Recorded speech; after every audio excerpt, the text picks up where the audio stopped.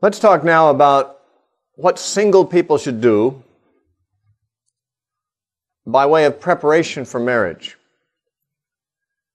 The norms of our dominant culture do not really explain this very well. I mean, if you are single and you don't anticipate being single for the rest of your life, and therefore you anticipate that someday you may be married, what are you supposed to do in the meantime? What are you supposed to do to prepare to be married? Most people in our culture just assume, well, you date a lot of people and see if you find someone that really rings your bells and that you feel like you can't live without, and then you marry them after you've maybe gone through several persons beforehand, used up whatever you could get out of them, and discovered that that's not the one you're going to give yourself to. And after a series of romantic encounters of this kind, then you are more prepared to make a decision to be married. Now, this is not true, of course. As I said earlier, dating as we know it in our society is more of a preparation for divorce than it is a preparation for marriage. There's nothing about dating that gives any preparation for marriage. There's not one thing about married life that is enhanced by the modern institution of dating beforehand. And most people in our culture, young people, enter into marriage without having had any training or preparation for marriage. Some of them have been raised in single-parent homes or even in double-parent homes where there's been no role modeling there by the parents. And some of them have had no instruction from their parents. And some kids, they get married and they don't even know what marriage is supposed to be like. They have their own assumptions, most of them romantically based on novels and things that they've seen, and just the desires of their heart, really, what they hope to find. But very few know what it is that they are expected to do in marriage or during their single years, how they can prepare for that. And I would like to move in the direction now of talking about how to prepare for marriage, biblically, and how to acquire a mate. Since I've already made it clear I do not approve of the modern cultural norm of dating, the obvious question arises, what else is there? I mean, how do you find a mate except that way? Well, we will get into that. First of all, let's talk about preparation for marriage. In Revelation 19, in verses 7 and 8, it says, "Let us be glad and rejoice and give Him glory, for the marriage of the Lamb has come, and His wife has made herself ready. And to her it was granted to be arrayed in fine linen, clean and bright, for the fine linen is the righteous acts of the saints." Well, of course, this isn't talking about any ordinary marriage. This is talking about the church being joined to her bridegroom, Christ. But you would also, I hope, be aware, if you've read the Scriptures and been a Christian for long, you know this, that in the book of Ephesians, chapter 5, Paul tells us that human marriage, the institution of marriage among Christians, is to be viewed as a picture of Christ and the church. That the Christian husband is to use Christ as his role model of what a husband should be.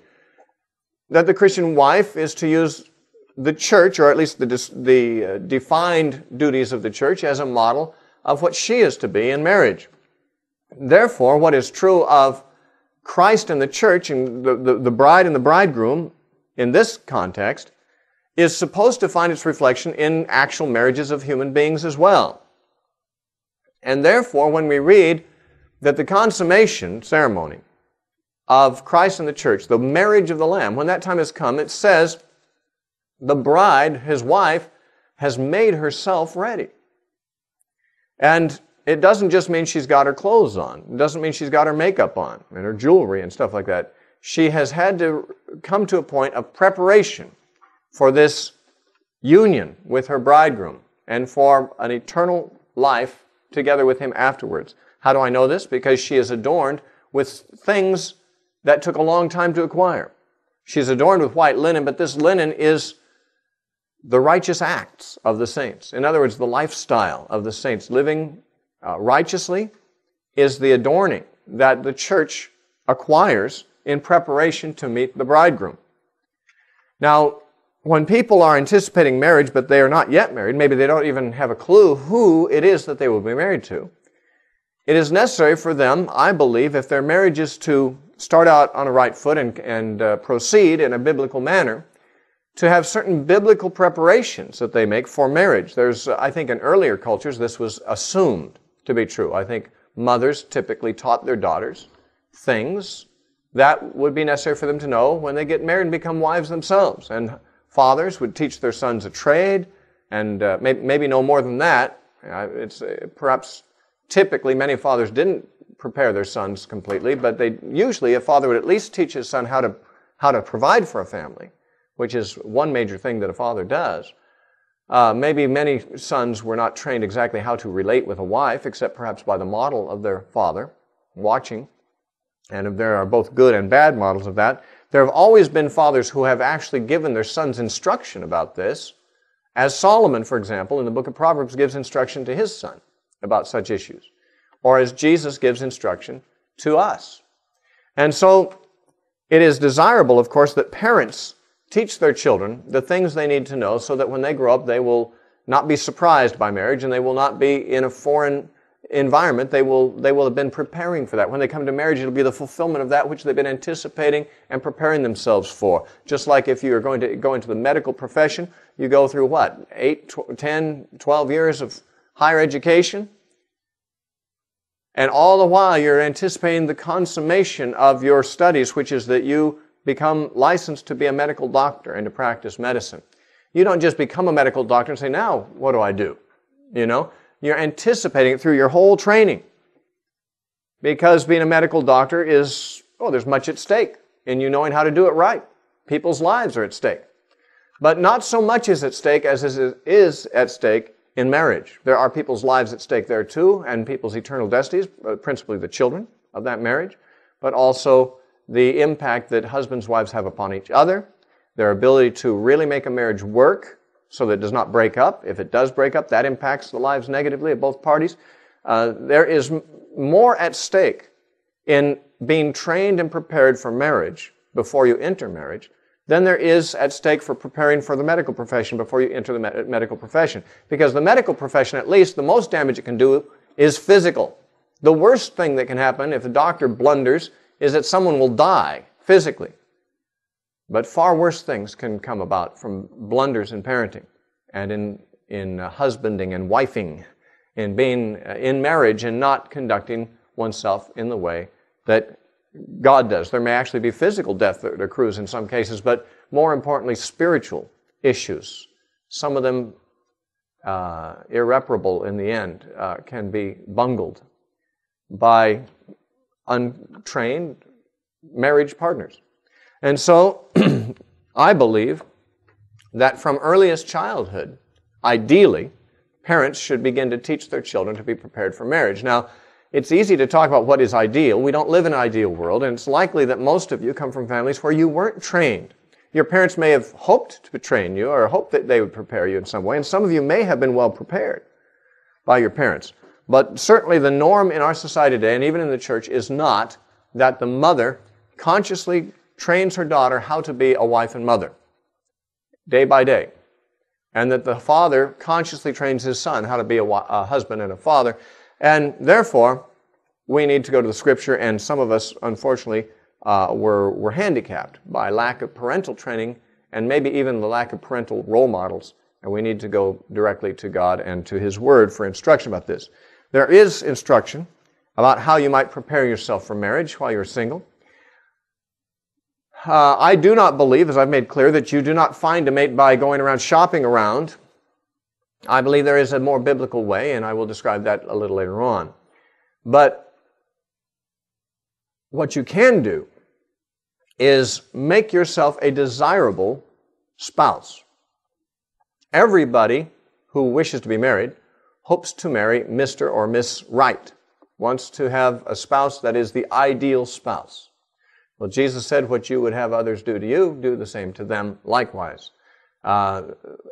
Marriages break up because the one who initiates a divorce usually, in most cases, has been more committed to having a perfect spouse than they are committed to being a perfect spouse. Everybody wants to have a perfect spouse, but many do not make equal commitment to being a perfect spouse. And part of that is not is not simply evilness in the heart. Part of that is ignorance. Some of that is not knowing how to be a wife, how to be a husband. And sadly, we have a whole generation, maybe 2 generations or more, that have been raised without training in that, and therefore divorce is extremely rampant. Children are being raised in extremely poor ways and growing out without knowledge, and they perpetuate their ignorance into another generation as well, only maybe worse each generation. This cycle can be broken, and it needs to be broken by Christians if there's going to be a radically Christian expression of the kingdom of God in the culture of the believers' community. And so let me look at this subject a little bit from Scripture. I believe that the first trait, first in importance for the success of marriage, is the spiritual maturity of the participants. Now, I'm not going to say that looks are unimportant, although there's limits to what you can do about your looks. I mean, some of us were just not born all that good looking. And that doesn't mean you can't be happily married. It may be that some of the best looking people you see won't be attracted to you, but maybe they will. Who knows? God only knows what someone else is. There's no accountant for taste. I'll tell you, I've seen some couples that seem very, to my own judgment, mismatched in terms of looks. But they seem happy enough, and there's no reason why I should expect it to be otherwise. Looks are not what make a happy marriage. If they did, we would be in serious trouble. Because to like someone's looks is a very subjective thing. And for someone to like your looks is a very subjective thing. Almost everybody likes the looks in some ways of the person they marry. But after they've been married to them for a while, they often don't know what it was about their looks that they found so enamoring, so enchanting. Because even a beautiful person looks rather ordinary when you see them every day. And you also see them at the times where they're less glamorous. And even after many years, all people become ugly and old unless they die young. It's just part of growing very old. You lose your sex appeal. And anyone who thinks that looks is a very important thing, the most important thing, or even among the top-ranked things necessary for a happy marriage, simply is not in touch with reality. They are in touch with the movies and the novels and things like that, but they're not in touch with the reality of marriage. Because a happy marriage must find its happiness independently of physical attraction. I'm not saying there's anything wrong with marrying someone you're physically attracted to, but let me tell you something. Be prepared for a jolt if you think that physical attraction is going to make your marriage successful. You may be great looking, and the person you marry may be great looking, but that's not going to matter a whit in terms of working out the problems in marriage. I consider, when I married my wife, she was the most beautiful woman I knew. Still is. But looks don't matter an awful lot to us at this point in time. We've been working out our marriage for 16 years at this point, and there have been some points where we had to really adjust. And in those points and times of adjustment, we weren't even paying attention to what each other looked like. My first wife was, to my mind, a very beautiful woman, but her spirit was an atrocity. And she's the one who committed adultery multiple times and then took off and divorced me. Just so people don't get mixed up here, I've mentioned a wife who died. The wife who died was my second wife. And she died 6 months after we were married, and she was godly and practically canonized in the memory of those who knew her. But of course, my wife today, Kristen, my third wife, is a saint as well. She loves the Lord, and she's a godly woman. But I will say this. My first wife was, as Proverbs puts it, a fair woman, a lovely woman without discretion. A woman who has good looks but doesn't have the spiritual qualities to correspond. You know what Solomon compares a woman like that to? A jewel of gold in a swine's nose. Now you might say, what's the comparison there? A beautiful woman who lacks spiritual discretion. How is she like a jewel of gold in a swine's nose? Well, a jewel of gold is a lovely thing. You see a jewel of gold coming in your direction in a swine's nose. You might, if you notice the jewel at all, you might say, well, that's a lovely jewel. But somehow you don't want it in your house under these conditions. Because it comes with a pig. And the pig is much bigger, much more overbearing than the jewel. The dominant thing about a pig with a jewel in its nose is the pig, not the jewel. the offensiveness of the pig way outweighs the attractiveness of the jewel. Now, this is why Solomon said that a lovely woman without discretion is like a jewel of gold in a pig's nose. Why? Yes, good looks, people notice that. That's attractive. People would like to have someone nice looking to spend their life with, perhaps. But if that good-looking person lacks spiritual discretion, it's like having a pig in the house. Eventually, the jewel's going to lose its appeal if you sleep with that thing every night. There's going to be a stench in the house. And I had a wife that was like that. She was lovely. She looked like a movie actress. I have to admit that was probably the first thing about her that attracted me. Now, I didn't marry her without thinking her to be spiritual, too. She was reputed as being a spiritual woman. She lived in a Christian community during the Jesus movement, and probably she was the first really attractive woman that found me attractive, which was a surprise to me because I was not accustomed to that, and I was probably taken off guard by that development as well. But the fact is, she had no spiritual character from day one. She's not someone who backslid after we'd been married for a while. From day one, she exhibited no spiritual character. Before we were married, she didn't show that side of her. But the thing is, I learned very quickly that having a good-looking spouse counts for very little, or maybe nothing, in terms of marital happiness. My second wife, the one who died, as I said, was a saint. She is the only woman that I've ever had a relationship with that I did not initially, upon meeting her, find her physically attractive. She was not ugly, but she was not, she's not stunning. There was nothing about her appearance that people say, wow, there's a beautiful woman. Some people did say that, but, different people have different tastes. To my tastes, her looks were not as attractive to me as my first wife or as Kristen, my wife today. But she was a godly woman, and that outweighed everything in terms of the looks. And by the way, our relationship was extremely satisfying. It was just short. And I'm sure that even my wife today, if she and I grow old together, which we anticipate doing, the fact that Kristen was a beautiful woman to me, the way I evaluate physical beauty, she was a very beautiful woman. She won't always be.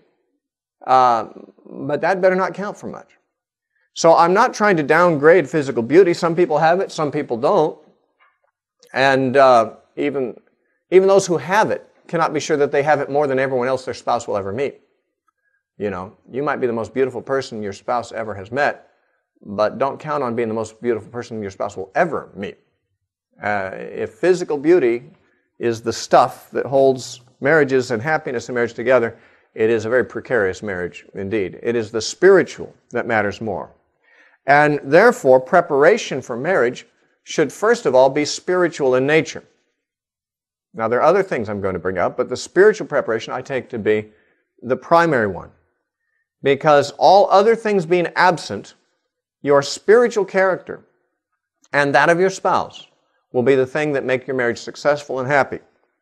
Marriage counselors sometimes try to account for the huge amount of divorce that exists in our culture today, and they've tried to catalog the things that really bring stress in a marriage and that really cause divorce in our society today. And usually there's about three things that they've listed as being top things that destroy marriages. One, they say, is sexual incompatibility.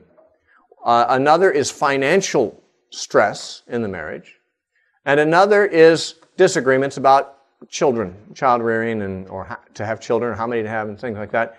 Disagreements in these areas often cause stress in the marriage, and they are said to be the cause of most divorces. I would like to say this. I disagree with that. I don't think any of those things cause any divorces. I do not believe that sexual incompatibility causes one divorce. I don't believe that financial stress causes one divorce. I don't think that differences about children or any other subject cause one divorce. If that was true, if it was possible for that to cause a divorce, then every family that had financial stress, every couple that had sexual areas of incompatibility would end up in divorce, because those things are by nature divorce-causing. No, marriages stay together where there are incompatibilities in all these areas and stress in all these areas, and yet stay together, and in many cases are reasonably happy marriages. maybe exceedingly happy in some cases. Why? Because what causes marriages to survive or break up is spiritual character, particularly a spiritual trait called faithfulness. Faithfulness is a character trait that is possessed by people who have principles by which they will stick no matter what the cost. Faithfulness means that I have said I would do something, and I will do it no matter what it takes. There's a verse in Psalm 15 that we should all be aware of, if you're not already, describing the person that God will honor with an audience. That is, if those who wish to approach God must be people of character. And it says in Psalm 15, it begins with the question, Lord, who may abide in your tabernacle? Who may dwell in your holy hill? And the answer is, he that walks uprightly and works righteousness, and a whole bunch of other things here. But it says, among other things, in verse 4, in whose eyes a vile person is despised, he honors the Lord. At the end of verse 4 it says, he who swears to his own hurt and does not change. A person who swears to his own hurt. What's that mean? It means they make an oath, they make a promise, they swear that they will do something. And as it turns out, their oath is to their own hurt, meaning that it will hurt them more to keep their oath than to break it. But they do not change. In other words, they find after they've sworn that their oath will be far more costly to keep than they anticipated, that it'd be far easier to break their word, but they don't. I believe that every married couple, I think at every wedding, you will view people who are swearing to their own hurt. Now that may sound like a very cynical thing to say about marriage. And I don't mean to say that marriage itself is a worse condition than singleness. Not at all. Marriage to a person who is called to marriage rather than singleness is the only condition that it can be very satisfying. But even the happiest couple, I believe, find that they have sworn to their own hurt in the sense that they will find things out about each other that they did not know before they married that make their spouse less an object of infatuation than they found him or her to be prior to marriage. It's very seldom, if ever, that people get married knowing all the bad things, all the warts and all of their spouse before marrying them. Now, some people feel like the only answer to that is to have a trial marriage, live with them for a while before you marry them, and then find out. If you live together and you learn everything about each other and then marry, then they figure that'll put an end to divorces because there won't be any surprises by the time you've married. But interestingly enough, the statistics don't show this to be true. There have been many, many cases where people lived together harmoniously in sin and finally decided to get married. And once they got married, they just fought like cats and dogs. And I really think I know why that is. It's because they found themselves bound, and they were people without character. They were like a trapped animal, and finally they're more, when you're not bound to anything, you're not under pressure. When you're bound to marriage, you're under pressure. My first wife, before we were married, she was pleasant and acted like a Christian. When we got married, the day she got married, she suddenly realized she was like a caged animal. She was a person who had never really been broken. She'd never really surrendered to God. She'd spent her whole life escaping responsibility. And now she was in a situation, she suddenly realized, I can't escape this. This is for life. And she was a different person entirely. Now, we had not lived together before that. We had not slept together or anything like that. But what I'm saying is that many people find the pressures of marriage much more difficult than anything in single life, including living with the person before they're married. The thing is, living with a person is not acceptable to God for reasons such as we've been talking about and we will talk further about. But here's the point. The solution to the problem of marrying someone that you don't know everything about is not to live with them beforehand so that you'll know everything about them, because you don't know everything about them. You can live with someone for 2 years or 3, and you still won't know everything about them. What you won't know is how they will behave when they're in marriage. You don't know how they will behave when they are trapped in a commitment. That's when many of the ugly things in a person's spirit emerge. And what you will find is that everybody who marries, your parents, your grandparents, their parents, even those who had seemingly very happy marriages, I mean, I say seemingly, they may indeed have been happy marriages. We just don't know everything about our grandparents' marriages. But those who had successful and happy marriages throughout history have nonetheless married people whom they did not know everything about when they married. And probably some of the things they learned about those people turned out to be slight disappointments. I mean, that someone has bad breath in the morning, you never learn that when you're courting, because they make sure of that. I mean, you don't meet with the people that you're hoping to marry unless you've gotten your breath in order, if you have bad breath in the morning. But when you sleep with someone every night and wake up next to them, you find out they have bad breath. Now, that can be a disappointment, but it certainly isn't anything to wreck a marriage over. And there's all kinds of things that you learn about someone that you say, well, I never saw that about them. I never knew that about them before. And in that sense, everyone who swears, I will stay with you forever, for better or for worse, that worse category has all kinds of things that you don't know. It's a hidden category. You don't know what is wrong with them now in some cases that you'll find after you live with them, and you don't know what may become wrong with them later. But you make an oath. You swear. And in some measure, you're swearing to your own hurt in the sense that you're swearing to something that's going to cost you in ways that you do not yet anticipate. There will be hidden costs in marriage. That doesn't mean it's not worth the cost. It is. But they are hidden to you at the time of marriage.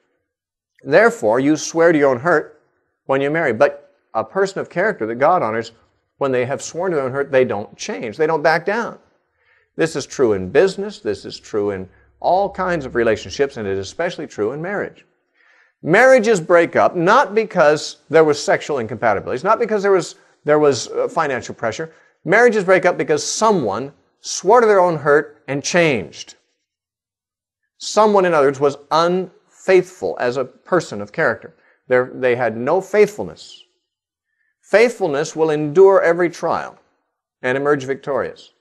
Jesus said to the church, be faithful unto death, and I will give you the crown of life, in Revelation 2:10. Faithfulness unto death.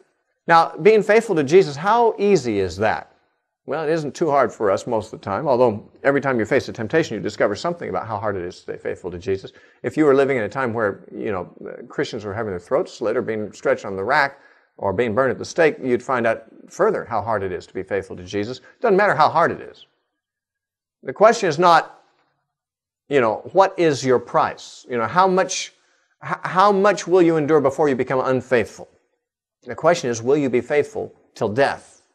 In other words, faithful all the time. Bob Dylan had a song on one of his Christian albums after he became a Christian, a song called What Can I Do For You, on his album Saved. And one of the lines in it that I really liked was, he says, I don't care how rough the road is, just show me where it starts.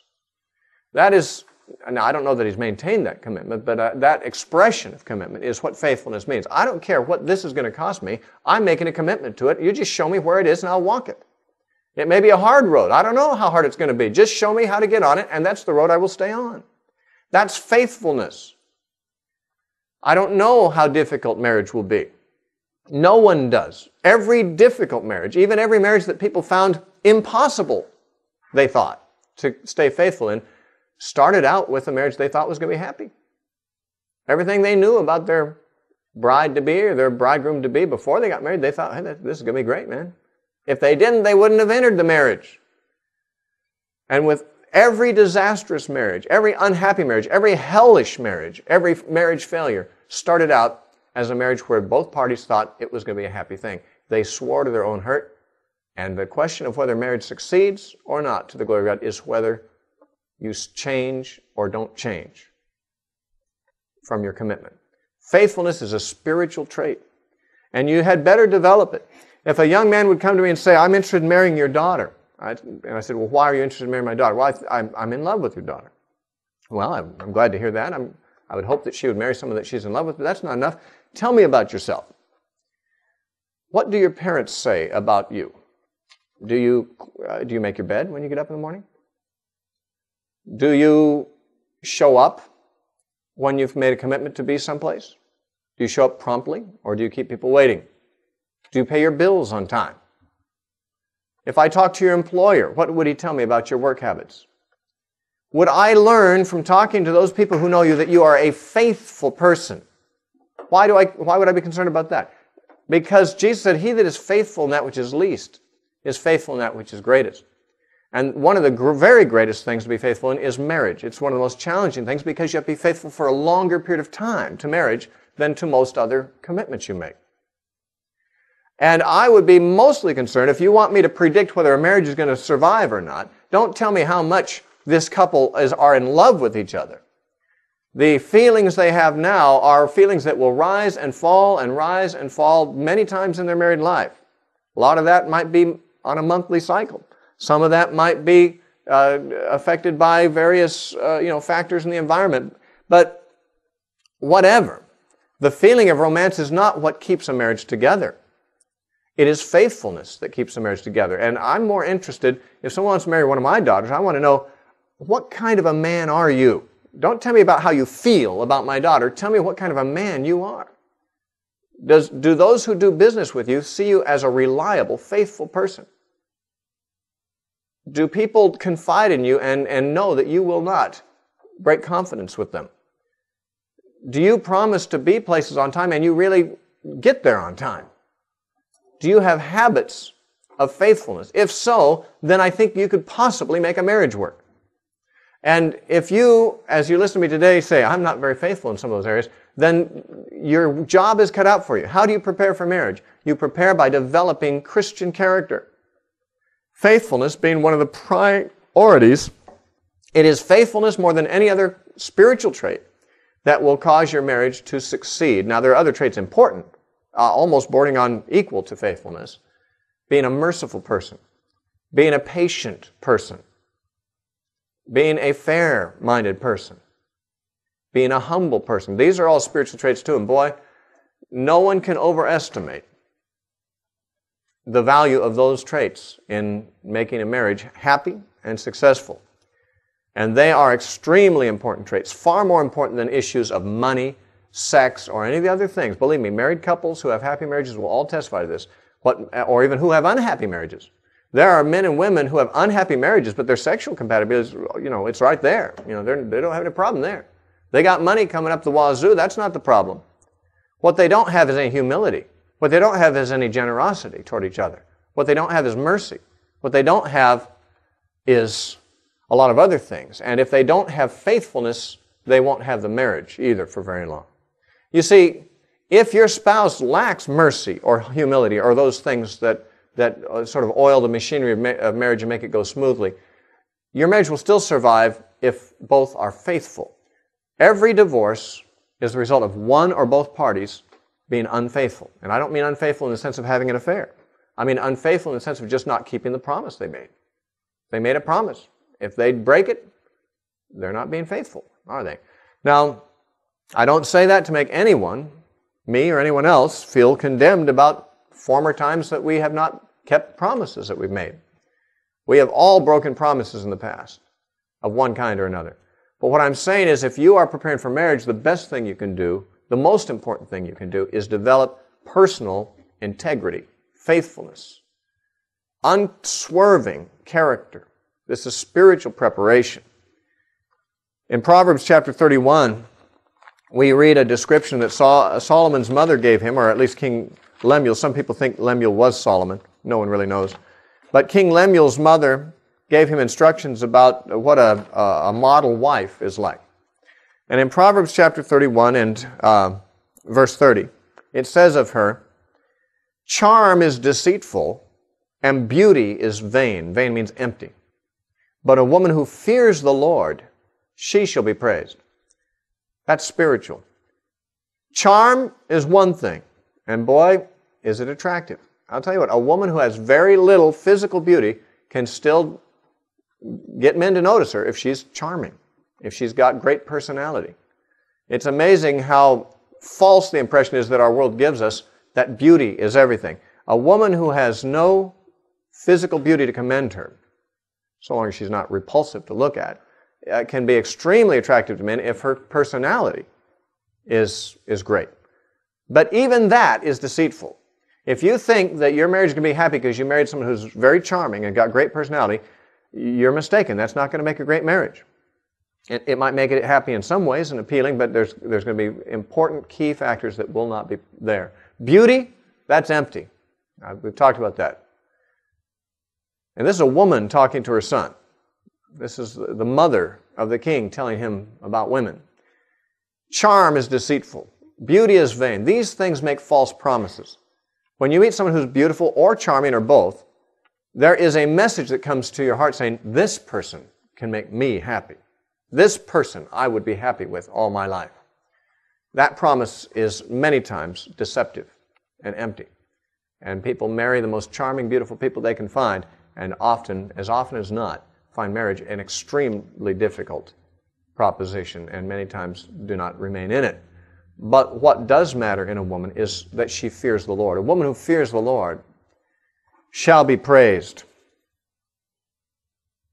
By whom?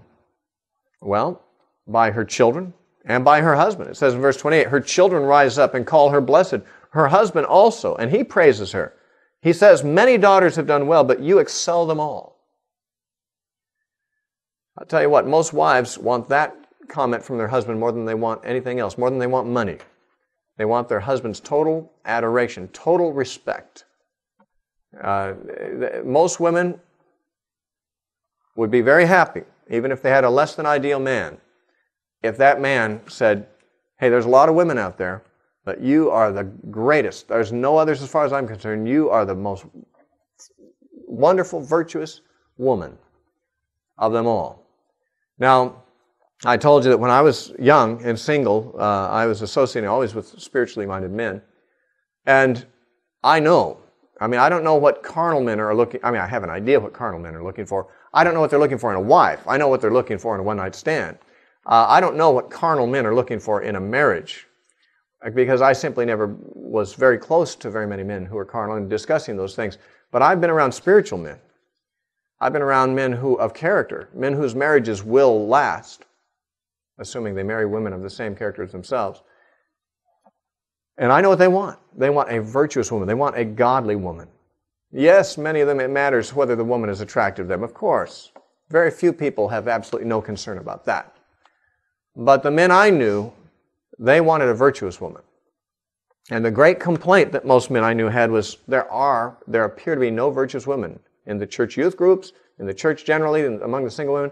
The women seem to be as vain, they seem to be as carnal, they seem to be as worldly as women outside the church.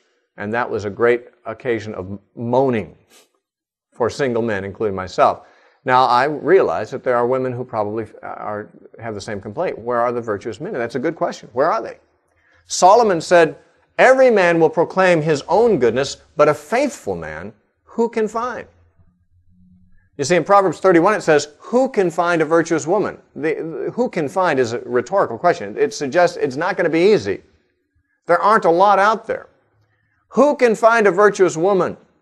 Now, this suggests there aren't very many virtuous women to be found. And if you think that's a cynical remark that some man makes about women, it's a woman making the remark to her son. You won't find many good women, she says. But Solomon says to his son, a faithful man who can find. Now, the point is, the problem is transgenderal. Unfaithfulness, lack of virtue. It has no respect of genders. It's hard to find a faithful man. It's hard to find a faithful woman. It says of the virtuous woman, the heart of her husband can safely trust in her. What's that mean? She's faithful. A lot of people trust an unfaithful spouse, but not safely. You trust a person who's faithful, and you will not be disappointed because they will not break faith. He can safely trust her because she is faithful. Faithfulness is a rare commodity. It is one of the priorities in spirituality. If you say, well, it sounds kind of cynical to say, who can find a virtuous woman? Well, you should take courage. There's people out there looking for them. You could become one if you're not one. You can become a virtuous man if you aren't one already. That at least can be done. If someone said, who can find a hunk, with 30-inch biceps? Not many guys look that way. And if that's what it took, If all the women in the church were saying, where are the guys with the big biceps? I'd have to say, well, yeah, I feel kind of bad. I'm never going to have biceps that size. I can't. It's partly genetic and partly just lazy. But I'm never going to have biceps that way. And if that's what it takes, I guess I can't ever find a wife. But I'm giving you some encouragement here. Godly people, which is the only kind you better try to marry, are looking for godly people. You meet someone who's not looking for a godly person, and that person is not themselves a godly person. This is the most wonderful thing that the Christian life has to contribute to the institution of marriage, and that is that if you are truly godly, and that the choice is up to you whether you're truly godly or not. You can't choose whether you're going to be 6'4", but you can choose whether you're going to be godly or not. That's in your control. And if you are godly, the more godly you are, the more it'll matter to you that your spouse is godly. And that'll eclipse all other concerns. So how would you prepare yourself for marriage? Well, for godly marriage, you prepare yourself by becoming very godly. Not pretending to be. I mean, now that you know people are looking for virtuous women, I can pretend to be virtuous and catch a guy. No, you're not going to have a happy marriage that way. You need to be genuinely a godly person. You need to be a disciple of Jesus Christ. You need to have the humility of Christ. You need to have the grace and the mercy and the integrity and so forth. You need to have that spiritual character. You develop those things, you'll make a fine spouse for someone, and you look for someone who's spent their time developing those same things too to become your spouse. That will matter more than anything else in the whole world. It says of godly wives in 1 Peter chapter 3, verses 1 through 4, that the women should not have their adorning be the adorning of, and then he lists several things. This is 1 Peter chapter 3, verse 3 and 4 says, do not let your beauty be the outward adorning of arranging the hair, wearing gold, putting on fine apparel, but let it be the hidden person of the heart, with the incorruptible ornament of a gentle and a quiet spirit, which is very precious in the sight of God. And by the way, what's precious in the sight of God is precious in the sight of godly men too, and godly women. You want to be precious in the sight of God. That's the most important thing. You have a fringe benefit. You will be precious in the sight of godly people. If you have those traits that God appreciates, you will have those traits that godly people appreciate. And it says, do not let the woman's adorning be that, or her beauty to be that of hairstyles and jewelry and clothing styles. Now, this is not saying that people shouldn't wear clothing or shouldn't do anything to their hair. What this is saying is that beauty is that which all the world looks upon as beauty. But the godly woman doesn't count that to be her chief beauty. Her chief beauty is not that which can be seen externally. Her chief beauty and her chief concern for her beauty and her attractiveness is that which is precious in the sight of God, the hidden ornament of a meek and quiet spirit. Some would understand this to actually forbid, hairstyles and jewelry and things like that. And while, different people have different taste, and I myself, my taste has always been towards simple things. You might notice my wife doesn't wear makeup. She doesn't wear much jewelry. She doesn't do much with her hair. And that's my choice. She actually, before I met her, had some tastes of another sort. But my taste would be if anyone forbids fancy hairstyles and jewelry and makeup and stuff, I'd be one of those to do it. But I have to admit, I can't say the Scripture's forbidding those things outright. To my mind, that'd be more legalistic than Peter was trying to be. What he is saying is the beauty a woman should develop is the inward beauty. There's limits to what you can do with the outward beauty. But if you have a meek and quiet spirit, this is speaking to women, similar or corresponding spiritual traits of spiritual strength and of leadership in a man are usually attractive to a woman. Those are the things you should develop. That should be the first priority in preparing for marriage, because those are the things that will make a marriage work once you're in the marriage. And if you haven't developed them now, it's awfully hard to start once you're in a marriage, because there's a lot more pressures there than there are on you now, believe it or not. There are some other things to do to prepare yourself. Another is to learn the appropriate skills. That is, the skills that will be appropriate to your role in the marriage. Now, we haven't yet talked about the roles in marriage, and so that might seem, we might be getting ahead of ourselves here. But once you know what your role in marriage will be, you should anticipate what skills you will need to know for that role. Let me show you something in Titus chapter 2. Titus chapter 2, verses 3 through 5. Paul says, the older women likewise should be reverent in behavior, not slanderers, not given to much wine, teachers of good things, that they, that is they, the older women, should admonish the young women to love their husbands, to love their children, to be discreet, chaste, homemakers, good, obedient to their own husbands, that the word of God may not be blasphemed. Now, this is what older women are supposed to teach the younger women. We are sadly lacking in a generation of older women who will teach such things to younger women.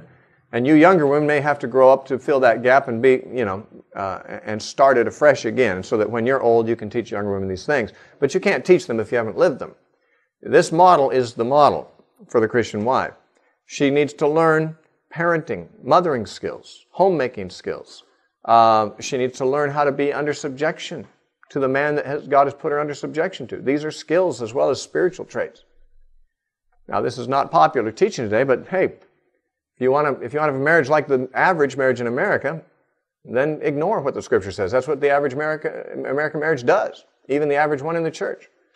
But if you want to have a marriage that is like what God has ordained, better pay attention here.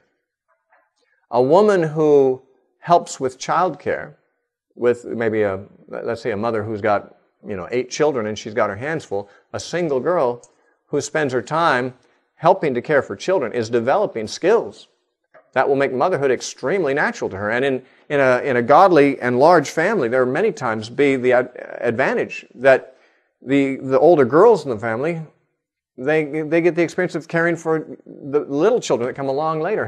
They help their mother. They don't replace the mother. But they learn the skills associated with bathing and changing and dressing and caring for babies and things. And this used to be natural. It used to be always happen. Nowadays, we take all the kids out of the home when they're about 5 years old or younger and put them in only with their age mates, so they never really learn to associate with younger children at all. By the time they get married and have babies of their own, they don't know what to do with them. That's not the way it should be. To develop a knowledge of mothering skills, homemaking skills, learn to cook. My wife did not learn to cook when she was single. Her mother never taught her. Her mother had the view that, well, once she's married, she'll have to cook enough. I won't bother her with it while she's single. Her mother wasn't thinking correctly at the time. And Kristen would say that today because she didn't know how to cook when we got married.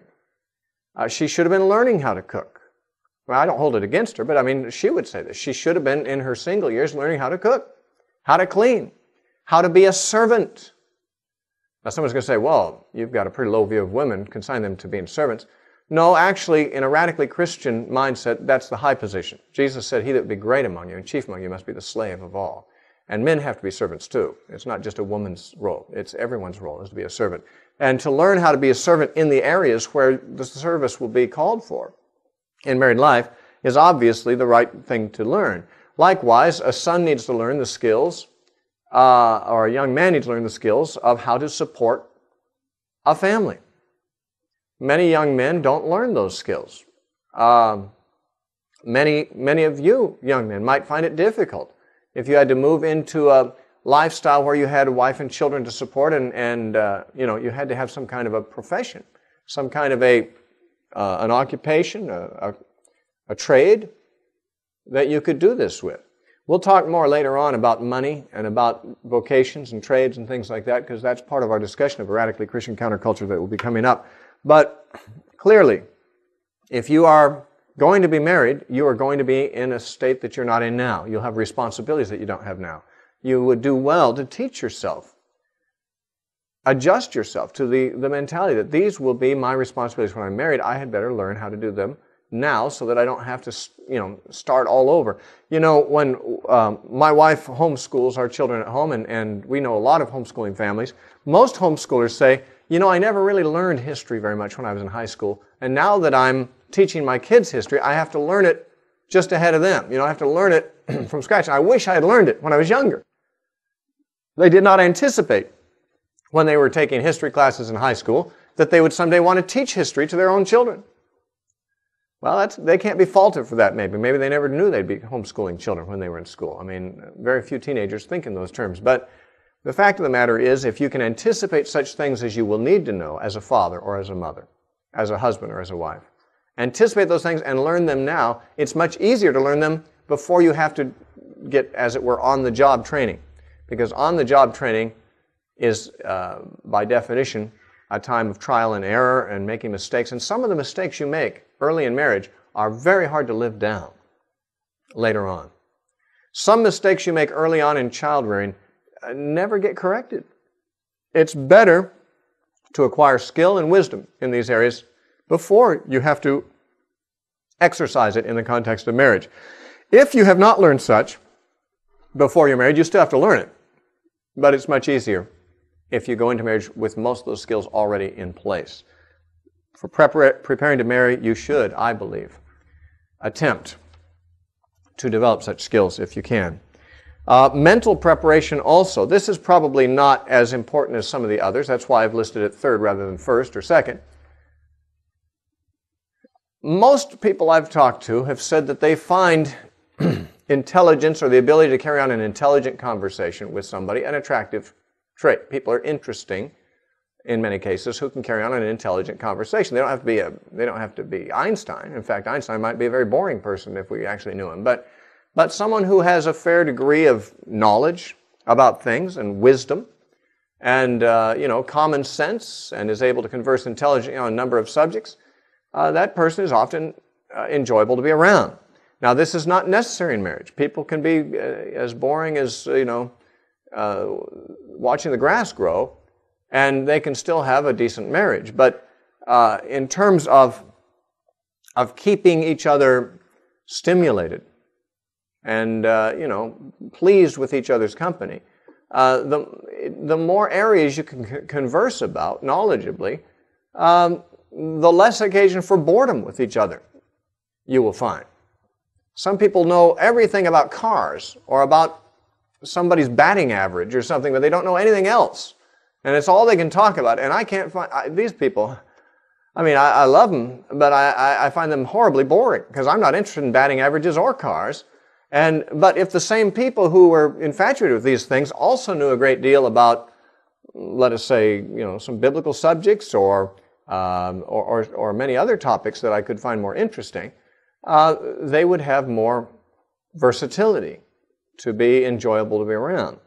Obviously, you will probably want to marry someone who has a lot of the same interests you do, but they won't have all the same interests you do.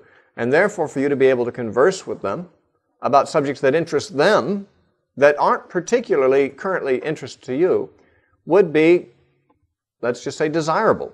I won't say essential for marriage, but desirable. And therefore, part of your preparation for marriage might be to become well-rounded in your knowledge of various things that are helpful or interesting to know. Not everything, certainly, and I believe that the desire to know everything about everything is a big mistake.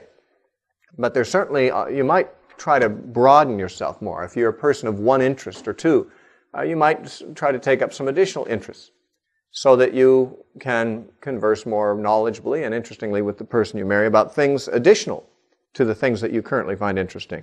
That would be, I would think, a desirable thing in marriage. In Proverbs chapter 31, again, where it's talking about the virtuous woman, it speaks of her wisdom or of her intelligence as one of the things that is admirable about her. In Proverbs 31, verse 26, it says, "She opens her mouth with wisdom, and on her tongue is the law of kindness." Now, her speech is the more important part of her speech is that she's kind when she speaks, but she's also wise. But when she speaks, she's not unintelligent. She has wisdom. She says things worth hearing. And that would same would be true of men. I would say that although this doesn't rank up there with spiritual preparation or even with the learning of necessary skills, in terms of personality development and making yourself somebody that someone else will enjoy living with and find interesting, it'd be very, very good to be not necessarily formally educated, but just to be knowledgeable about many things, to develop yourself mentally. Physical grooming is another thing. We cannot all be beautiful people. I am one of those who cannot be a beautiful person. We didn't all get straight teeth and good bodies and all that kind of stuff. But that's okay. The world tells you that's not okay, but it is okay. You don't have to be beautiful. But there are things you can do to become less offensive. You can bathe, for example. You can brush your teeth, even if they're crooked teeth. You can brush them.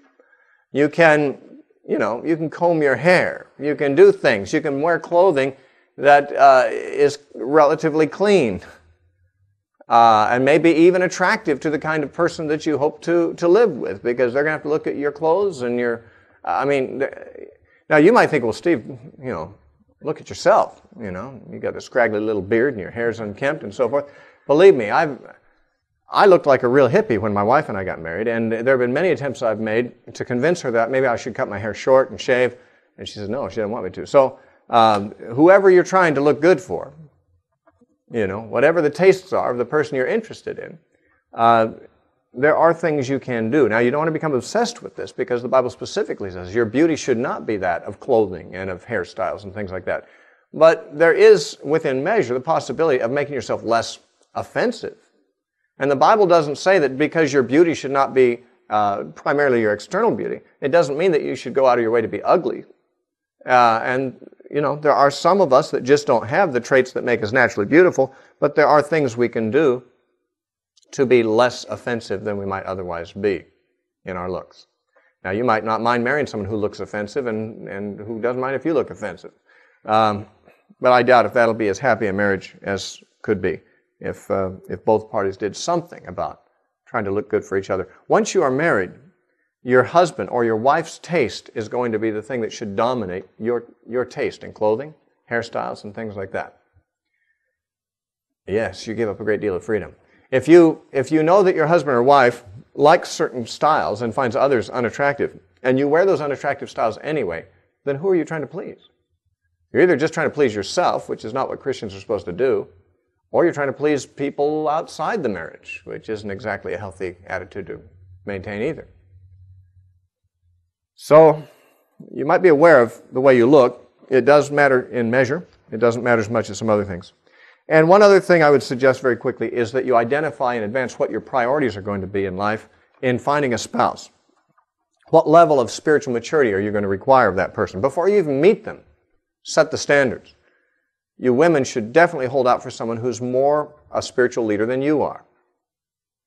And, what are their views about children?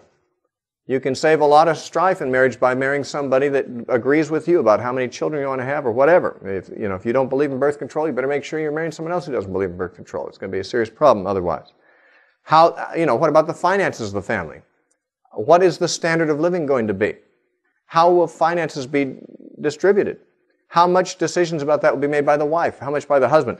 What about sex? What do you feel comfortable with in terms of your marital relations in this area? Some people are comfortable with some practices that others are not. And other issues like that. Do you want to marry someone who's in the ministry? That is, in the ministry, of the Word, a pastor or something like that. You make those decisions beforehand.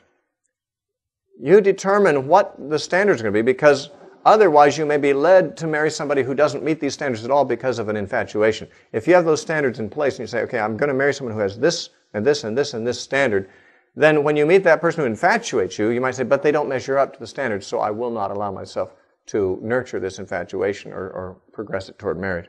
These are the things I think need to be done by way of preparation for marriage. Spiritual preparation, most importantly. Learning the appropriate skills that married people need to have. Parenting and housekeeping and making a living. Mental preparation, so that you can be somewhat more enjoyable to be with. Physical grooming, at least moderately. It shouldn't become an obsession. And of course, the prior identification of the priorities that you want to have in a mate before you even find that person, to see whether, when you do meet them, your infatuation with them is sensible or not. Do they meet the standards? We'll have to stop here, and next time we're going to be talking about the alternative to dating, which is biblical betrothal. We'll talk about that next time.